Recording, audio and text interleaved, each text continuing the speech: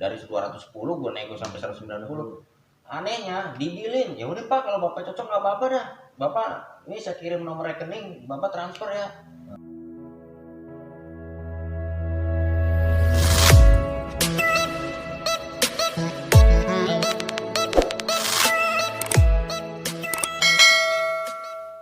Assalamualaikum warahmatullahi wabarakatuh. Kembali lagi kita di Warung Rumpi bersama gua Desra Mahara dan Hendra Wijaya.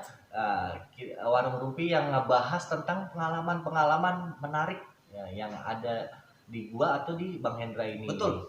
Nah, kali ini gua akan ngebahas perihal penipuan mobil bekas ya Bang ya. Boleh ya, mobil bekas. Nah, kebetulan sekali Bang Hendra punya pengalaman nih yang bisa kita share untuk para pemirsa di rumah, bisa di rumah. Nah, apa waktu itu penipuan ya Bang berarti? Iya, penipuan mobil bekas. Mobil bekas. Nah, penipuan mobil bekas itu Abang alamin di tahun berapa Bang? Sekitar 1 tahun yang lalu. 1 tahun yang lalu ya? Persis tepat 1 tahun yang lalu. 1 tahun yang lalu. Nah, gimana sih bisa ketipu dan mobil apa yang waktu itu pernah Abang sebenarnya sih dibilang ketipu enggak ya. Cuman ketipunya kan kita dari segi waktu, dari segi tenaga, kan terus bensin juga kan pakai duit ya. Ya memang jatuhnya sih ketipu, cuman maksudnya ketipunya enggak parah banget ya. Karena enggak sampai bener-bener ini ya, sampai transfer gitu ya. Transfer ya? Enggak sampai ya. Makanya kita bisa bagi ke pengalaman untuk ini. Jadi gini Bang Destra, awalnya waktu itu posisi gue lagi di Ciamis. Lagi nganter om gue di Ciamis. Nah memang rencana itu posisi kan waktu itu hari Minggu. Ya. Dan memang waktu sore gue lagi main HP di luar. Kebetulan ada yang tiba-tiba WhatsApp gue. Nah sebelum gue cerita yang gue WhatsApp ini, memang gue sebelumnya tuh suka ngiklanin mobil. Karena gue kerja sama suatu showroom. Ya kan, showroomnya memang showroom punya temen gua, dan gua ditawarin, Dra lu ini aja Dra, apa namanya, cari-cari mobil, iklanin mobil-mobil showroom gue nih. Nah, kalau untung gua bagi dah gitu ya. Betul, kalau lu bisa closing, bisa laku, kejual, ya lu dapat komisi kan gitu. Iya. Boleh deh. Istilahnya nyari rezeki macan. Ya benar. Kita nggak tahu kan. Ya udah, akhirnya awal-awal itu gue bikin iklan di salah satu aplikasi OLX, terus marketplace Facebook, ya kan. Dan gue itu sering selama 1 minggu 2 minggu, mungkin ada yang ngambil kesempatan itu. Salah satunya si penipu ini nih, karena dia tahu nomor gue dari mana. Oh, dari itu marketplace itu. Pasti dong gitu. Dan ketika dia waktu nge-WA gue, waktu gue di Ciamis, dia bilang begini, Assalamualaikum Pak. Ya. Maaf Pak, ganggu Pak. Saya Oki. Dia memperkenalkan dirinya sebagai Oki. Iya. Saya Oki Pak, mau nawarin mobil Pak. Nah berhubung gue nyari jual beli mobil bekas ya. Iya. Lingkupnya ya pas dong, ada yang nawarin. Emang mau dijual mobil apaan Pak? Mobil CR-V Mas, warna merah tahun 2012. Boleh kirim fotonya? Dikirim sama dia fotonya. Tapi waktu itu ya nggak dikirim STNK sama BPKB-nya, cuman foto mobil aja. Foto mobil ada depan sama spesifikasi kilometernya berapa, ya kan, tahun berapa, terus posisi mobilnya di mana. Nah ya udah, akhirnya gue langsung nggak banyak omong, gue tanya, Pak Oki mau jual berapa mobilnya? Waktu itu dia nawarin sekitar 210 juta. 210 juta. CR-V 2012 warna merah. Dia bilang nego aja Pak kalau memang itu mah. Atau memang mau lihat-lihat dulu mobilnya bisa Pak. Ya udah saya bilang gini aja Pak. Kalau tahun 2012 saya berani di angka 198 paling Pak. 200 kayaknya juga kurang berani nih ya kan. Ya soalnya kita showroom Pak gitu. Karena buat dijual lagi. Iya. Kan? Oh iya Pak, saya ngerti. Saya juga sama Pak. Jual mobil ini karena lagi butuh dana buat nutupin usaha yang satunya gitu.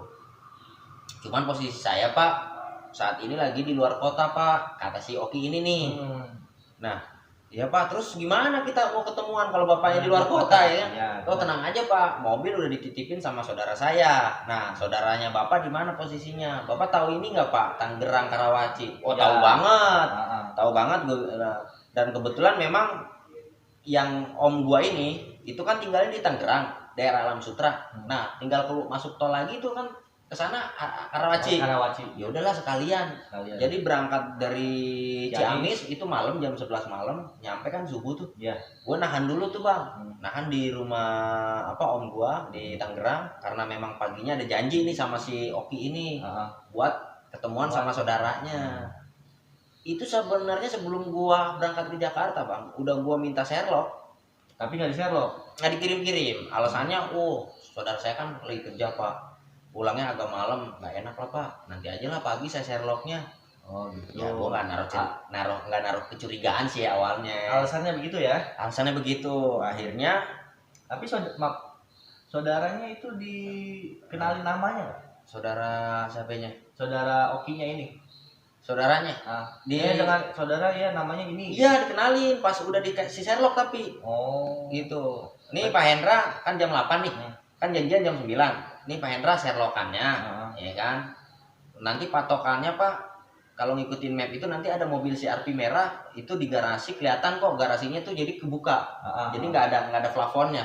Oh iya. Iya, nggak ada penutupnya. Jadi kebuka dan memang benar kelihatan banget gitu loh. Dia bilang nanti itu saudara saya namanya Pak Prio ya. Iya iya. Masuk komplek elit nih. Ya kan?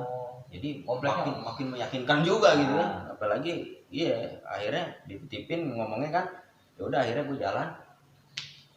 Nah karena gue kan harus yang punya duit kan teman gue nih. Orang showroom. Otomatis dong. Harus ini dulu konfirmasi lah. Bahkan sampai mohon maaf nih. Waktu dia si Oki nawarin mobil harga 210 juta. Gue kan ngomong. Bang CRV 2012 nih harganya berapa Bang? Kalau lu ini ada yang mau jual. Coba lu tawaran 198 kalau mau. Kalau misalnya dikasih kita langsung survei. Nanti gimananya kalau memang harus nego lagi ya kita nego lagi di tempat. Itu udah ada WA nih sama teman gue yang di showroom. Gitu kan akhirnya yaudah Ndra, gue berangkat dari Pamulang, dia rumahnya di Pamulang. Nah gue dari Alam Sutra. Ketemuan lah, dia bawa mobil, gue bawa mobil. Ketemuan di suatu titik lokasi.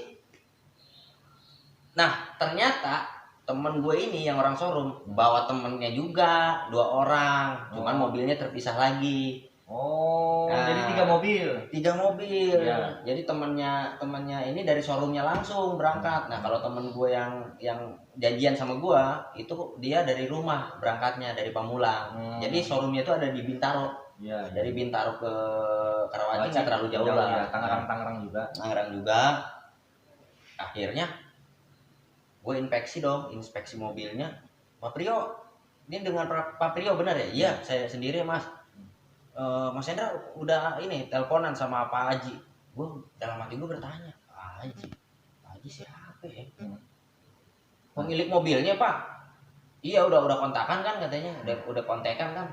Ya udah sih, namanya Pak Oki kan, dia bilang gitu. Itu Pak Prio berarti statusnya udah ketemu tuh? Atau masih teleponan? Udah ketemu kan gue langsung ke rumahnya, ya kan.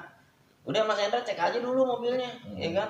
Benar kalau cocok baru kabarin saya lagi kata si Pak Prio. Cuman Pak Prio ini dari tadi gue liatin sibuk juga tuh, sibuk teleponan mulu. Entah teleponan dengan siapa ya, entah nih gue nggak tahu. Dan gue juga waktu infeksi juga diteleponin mulu sama si Oki ini. Pak Hendra gimana Pak Hendra? Udah ketemu belum mobilnya? Iya nih Pak, saya baru nyampe dan ini baru buka pintu mobilnya, saya mau ngecek mobilnya dulu. Kasih waktu saya 15 menit Pak. Baru 5 menit gue ngecek infeksi, temen gue yang satu itu datang, terus nggak lama yang temen gue datang berdua juga. Akhirnya ngebantulah infeksi sampai test drive mobil itu dibawa jalan. Dibawa jalan ya kan. Dan itu si Pak Prio-nya nggak ngikut di dalam mobil karena percaya lah orang mobil gue juga gue tinggal di situ nggak mungkin kemana-mana kan gitu ya kan, nggak mungkin dibawa kabur. Nanti gitu. tes drive-nya sekitar komplek muterin. Udah deal dah. Teman gue langsung ngasih penawaran, coba lu nego lagi 5 juta. Jadi komisinya biar dapat gedean lagi ya kan. Jadi 193 gitu ya. 193, cuman sama gue jejak lagi sama gue 190 sama gue. Dari 210 gue nego sampai 190. Anehnya dibilin, ya udah Pak kalau Bapak cocok nggak apa-apa dah. Bapak ini saya kirim nomor rekening, Bapak transfer ya. Ya udah Pak, gue dikasih 190. temen gue yang dari Sorong dia udah bilang, wih untungnya makin gede dong. Nah. Udah tergiur tuh. Ya udah. Terus mana nomor rekeningnya, Ndra? Ini nomor rekeningnya. Temen gua yang 2 itu ngecek, tar dulu. BPKB sama ininya belum ya? Iya, gua juga nggak kepikiran tuh. Ya? Karena jadi ini karena ini ya, teralihkan sama teleponnya dia, buru-burunya dia. Iya, makanya modus juga tuh. Makanya gue sebut namanya modus segitiga. Jadi kan segitiga nih, si penipu ada di tengah, konsumen dan calon pembeli. Benar. Nah, si penipu ini mengelabui si konsumen dan si calon pembeli. Itu. Jadi si penipu ini bilang ke siapa namanya? Ke si yang pemilik mobil. Itu bilangnya, "Pak, Bapak ngaku saudara saya ya." Padahal si pemilik mobilnya Prio. Terus dia bilang ke saya, ini apa namanya? Kalau bilang ke si Pak Prionya, nanti yang datang yang membeli mobilnya namanya Hendra. Itu anak buah saya. Oh gitu. Ya, jadi dia ngakunya ke Pak Prio, namanya Aji. Nah, terus gue curiga pas dia nelpon, gue angkat. "Pak, mohon maaf, Bapak namanya siapa?" "Iya, saya Oki." "Tapi kok Pak Prio bilang katanya Pak Aji ya kan?" "Iya, saya Aji Oki namanya." Katanya. Ya kan? Tar dulu Pak, bentar Pak. Nomor rekeningnya kirim aja ke WA Pak. Saya bilang gitu. Gue matiin tuh sengaja. Oh, berarti konsumennya juga dikelabui. Iya, Oh. Jadi diarahin biar ngaku itu mobil dia sih. Dia cuma sebagai saudara kan? Bener gitu. Padahal yang pemilik mobilnya memang si Prio itu. Akhirnya teman gue pada saat mau transfer, yaudah mana nomor rekeningnya, Ndra? Nih namanya Salmia. Sempet gue tanya, "Pak, mohon maaf, ini nomor BCA, kenapa bukan nama Bapak?" "Itu nama istri saya, Mas. Soalnya uangnya memang mau dikasihkan ke istri saya," katanya. "Saya kan lagi di luar kota nih." Itu masukin ke rekening istri saya aja. Alasannya begitu ya? Iya, alasannya begitu. Cuman temennya temen gua, ntar dulu nih, kayaknya ini penipuan dah.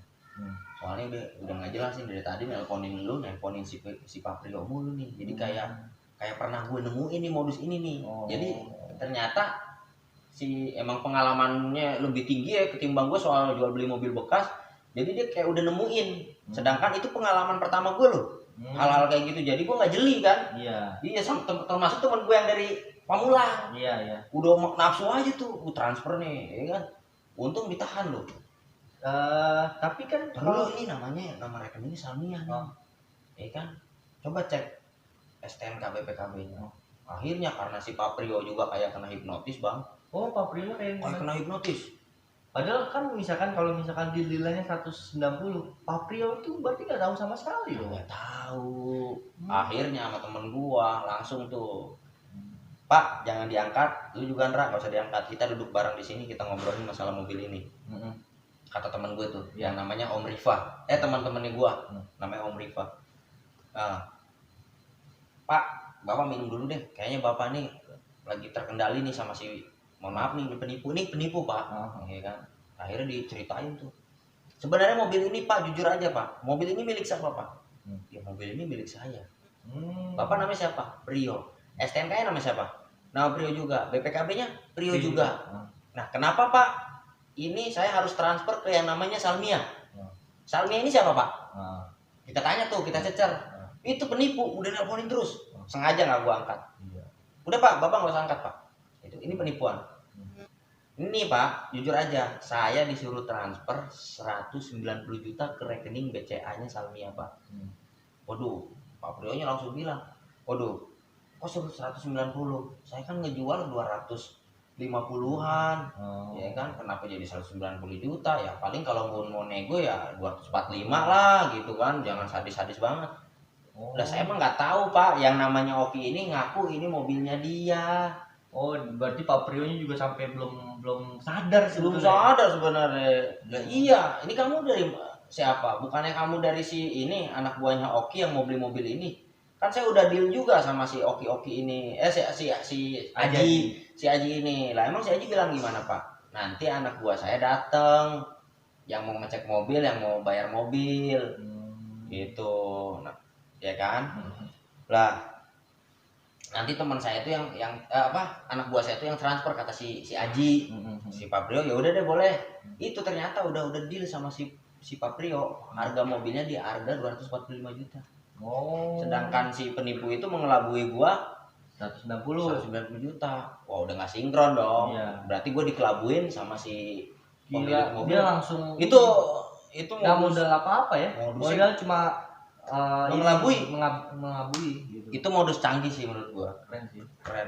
Jadi dia ngelihat, mungkin gini, dia ngelihat iklan di itu, terus dia cariin ini, ditawarin nih. Betul. Ya, lu, nah ini mobilnya ada nih di iklan. Dia nipu yang punya mobil dan nipu yang calon pembeli, gitu kan. Jadi duitnya masuk ke sini, mobilnya mau ngomong kan ke sana. Nah, antara lu ribut dia kabur.